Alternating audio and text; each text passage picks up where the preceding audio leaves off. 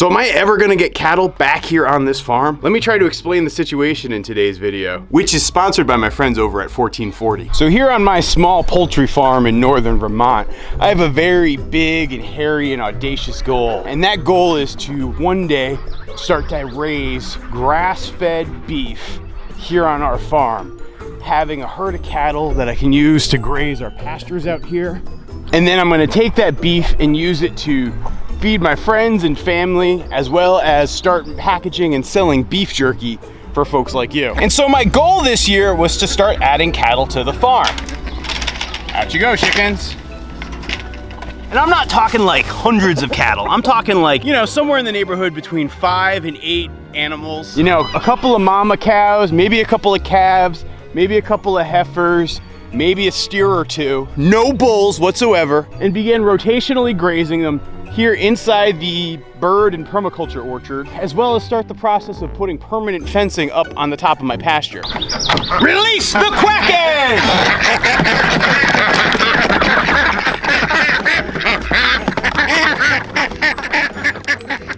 And now, seeing as that we're getting to the middle of summer, a lot of you viewers have expressed curiosity to say, is this cow thing ever gonna happen? And Morgan, are you ever gonna be ready for these cows? And to be fair, it's a reasonable concern. I'm still a beginning farmer. I'm still learning a lot of stuff. There's still a lot of infrastructure that I need to be putting on my farm here. It's not that I have zero skills, but it's maybe fair to say that I'm still getting up on the educational curve for what it's gonna take to raise cattle. Release the mini Quacking!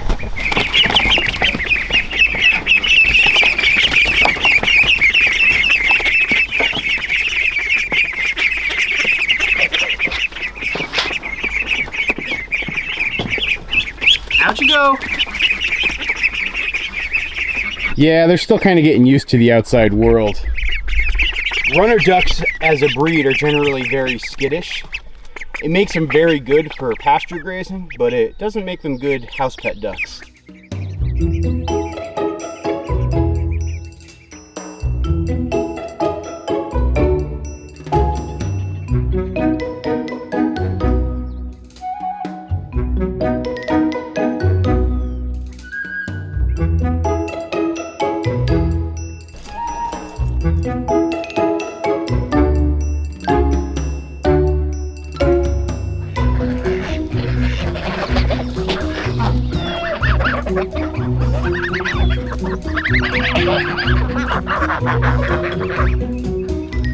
Oh, it looks like those geese are trying to bust out the little geese. Let me go help them out. Hey little guys, it's time for freedom again.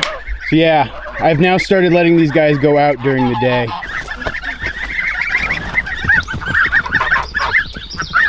Okay, out you go for the day, come on. Come on. You're still learning, I know.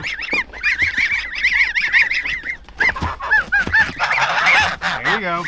There you go. There you go. This is actually the second day that I've let them out, and they're still adjusting. So that's our older flock of geese back there. This is our younger flock of geese over here. I don't know how these guys are gonna fit in. They might end up forming their own flock.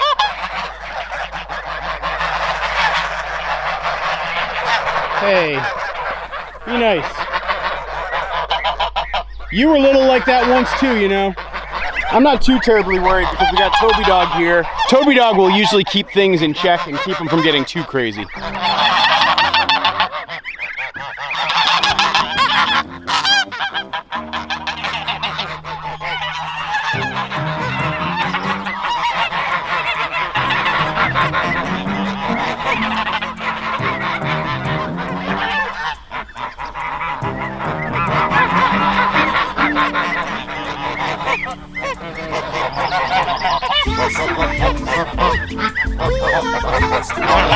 Ahoy there! I will say that that white goose in the foreground there, that guy right there, he's got good reason to be a little afraid. That was the gosling that got beat up when I tried to transfer a gosling to the nesting mother geese about a month ago. You can see he's gotten very big. But these geese still terrify him, and he's still much smaller than the adults. Look at this gander right here. He's a big fella. There's really two reasons why I try to get them outside like this early on.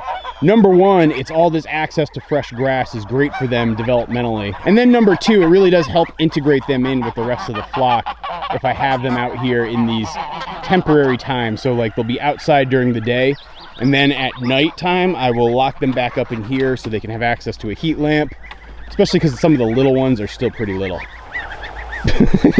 Like, see, that one's struggling with the grass even. So back to the point of this video. Yeah, my plan is to still definitely get cattle. The reason I haven't gotten them here on the farm yet is just still a couple of things. Number one, I'm actually looking for the right herd of cattle. I'd prefer to get a herd that is already grouped together versus trying to assemble my own herd and deal with the dynamics and politics that can arise from that. So I wanted to make sure I have one big herd versus trying to assemble a team right out of the gate. That's not to say I'm not going to add new cattle in the future. It's just as I'm getting established here, it'd be much easier if I had one existing herd. I've had a couple of herds where I was very close on actually buying them. You know, it was sort of a combination of negotiation around price, having vets check things out, making sure I was doing everything right. And so I haven't really pulled the trigger. The other thing is we're actually getting towards like August, September, where around here in Vermont, cattle prices drop. The reason for that is nobody wants to overwinter their cattle, and so they're trying to move out animals as quickly as they can so they don't have to pay for winter hay. Uh-oh, it's starting to rain. I better get under cover. You know, while I wait out this rain delay, it's probably a good time for me to do my morning news feed check. Hey, sit. Good boy. Yeah, that's a good boy. See? You get plenty of love when you sit like that. Yeah. I really have created this new morning ritual that every morning I usually will hang out with Toby here and read the newspaper. And when I say newspaper, I don't actually mean the regular newspaper anymore. I mean 1440. 1440 is this awesome email newsletter that I've been reading now for almost 2 months, and I really enjoy it. It's untight. With so much information out there, I often find it difficult to just get the facts and not opinions. 1440 is your all-in-one source of impartial, quickly digestible news. With limited time to catch up on the most important news and information, the creators of 1440 set out to create a means of providing a view of the latest news, updates, and happenings in the world without the clickbait and spin that you get from a lot of other news sources, all while delivering high-quality articles in a digestible format. I like 1440 because I'm able to catch up on a day's worth of news in a few enjoyable minutes each morning. I don't have to jump from website to website, scanning the difference between a news report versus an opinion piece, and I can just get the facts. And so that's really why I've become a fan of 1440. If you want to get informed without the nonsense, click the link in my description box and subscribe to 1440 for free. I really think you're going to like it. Oh dear. It does not look like this rain is going to let up. Yeah, I'm catching quite the downpour here this morning.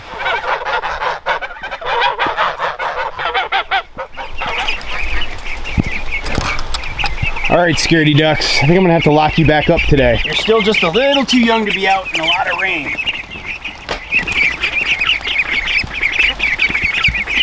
Come on, in you go. Back into the house, let's go. I'll let them back out if it dries out today, but right now it's like, I don't know, 60 degrees and rainy, and that's not good weather for ducklings. And speaking of ducklings, I do have other ducklings to talk about. Hey, little ducklings. How's it going, little ones? Get you more food? So yeah, life in the duck nursery is actually going really well. The mama ducks are still doing a great job, and the babies are growing up. You can actually see. Let's get in here. And some of them are starting to be, I don't know, about 8-9 days old. Like you can see that one in the foreground there. And I am not worried about them at all. If they weren't in this little pen, I would be terrified to have little baby ducklings running around the pasture right now. But because they're in a nice, safe, secure space, I'm really not that worried about them.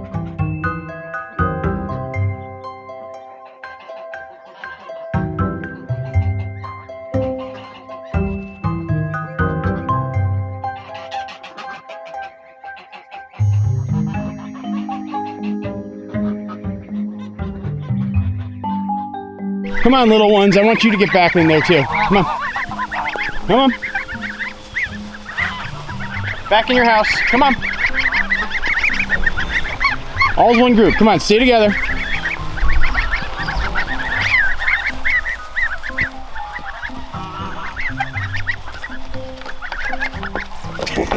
looks so goofy. Good job.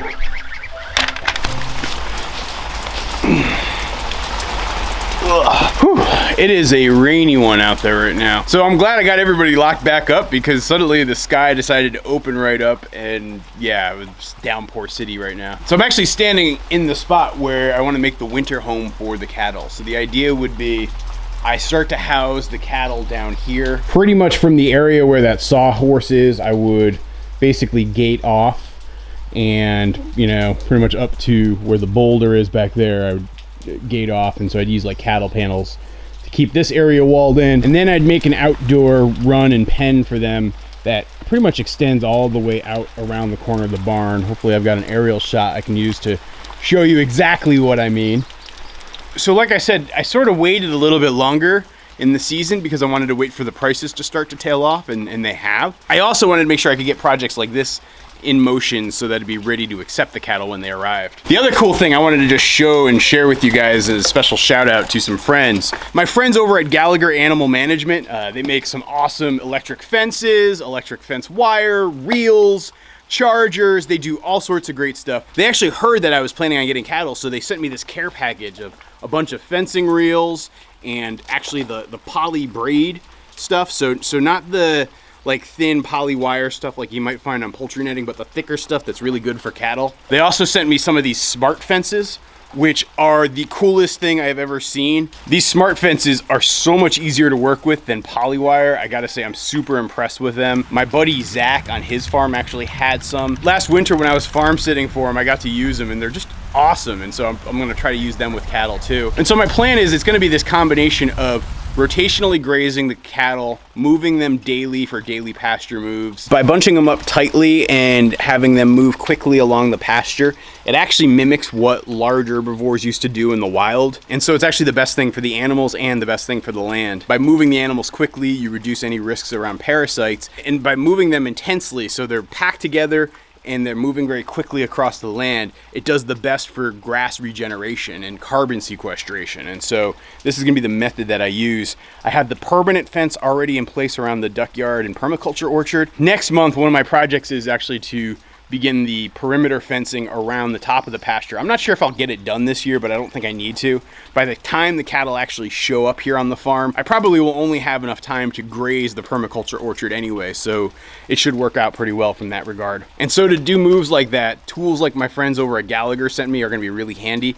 I'll leave an affiliate link down below if you wanna check out their stuff. It's really good, it's really high quality, and I'm a big fan of it. But all of this is very much long-winded exposition that gets away from the core questions that you probably had when you clicked on this video. One, when are the cattle coming? And two, am I gonna be ready? And as far as the second question, I don't know.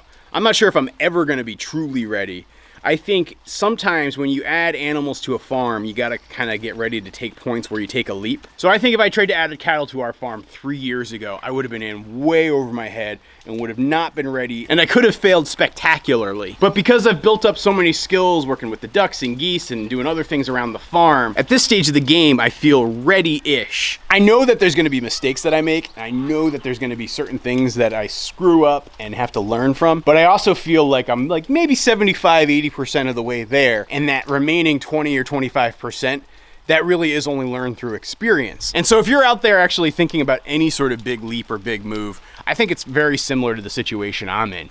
You're never gonna be totally ready. You wanna get yourself prepared. You wanna do the best you can to learn as much as you can and get as much things ready as you can. But at a certain point, it does require that leap of faith. And as far as that leap of faith here on Goldshaw Farm, what that looks like is at the end of August, we're gonna be getting about 6 cattle here on the farm. I'm still doing some final checks and some final details that I'm nailing down, but I'm close enough that I'm willing to kind of tell you guys what's going on. I am super excited for this. One change that I think is different than plans I've shared with you in the past, I'd originally been talking about getting Dexters, but as I looked at the market locally here in terms of Dexters as well as other breeds of cattle and looked at what I wanted to do, what I found is that there was this herd of Scottish Highlander cattle that was available not too far from here. And I'm actually very familiar with the owner. And so I'm gonna actually deviate from my original plan of getting Dexters and go with the Highlanders. The Highlanders are slightly bigger than the Dexters, but they're still not like massive mega cows. And so it still sticks to my plan of wanting to have a smaller animal. Generally speaking, the Highlanders are very docile. There is the risk of their gigantic horns, which I gotta think about, but climate-wise, they're also perfectly suited for our area here. And so